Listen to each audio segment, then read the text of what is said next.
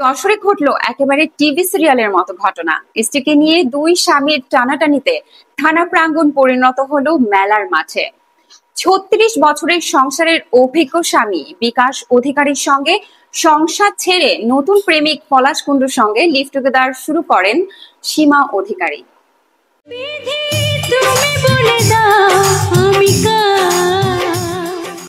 বুধবার ২৪ সেপ্টেম্বর দুপুরে পলাশের সঙ্গে শপিং এ গেলে থানা প্রাঙ্গণে উপস্থিত হয়ে স্ত্রীকে বাড়ি নিতে জোর করেন বিকাশ।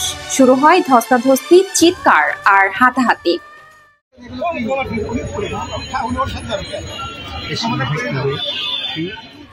এদিকে স্বামীর দাবি, আমার স্ত্রীকে আমি বাড়ি ফিরিয়ে নেবই।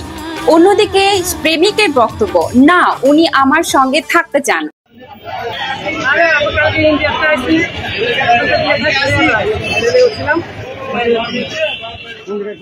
আর মাঝখানে দাঁড়িয়ে সীমা দেবীর সাফ ঘোষণা, আমি কারো সংসারের ঝাড়ুদার নই, আমি যাকে চাই তার সাথেই থাকবো। তারাপীঠে তারাপীঠে গেছি আপনার ১-১.৫ মাস আগে। ওই সময় সিঁদুর পড়ছে। হ্যাঁ, সিঁদুর পড়ছে। আপনার ছবি দেখেন, আপনারা হয়তো ভাবছেন আমি মিথ্যা বলছি। এমন দৃশ্য দেখে পথচারীরা অবাক। কেউ বলছিলেন এটা কি থানা নাকি সিরিয়ালের শুটিং, আবার কেউ মোবাইলে ভিডিও করে হাসাহাসি করছিলেন। শেষমেশ পুলিশ এসে ৩ জনকেই হেফাজতে নেয়। তবে সীমা দেবীকে ছেড়ে দেওয়া হয়। এখন দেখার বিষয় কার সঙ্গে তিনি নতুন করে সংসার শুরু করবেন।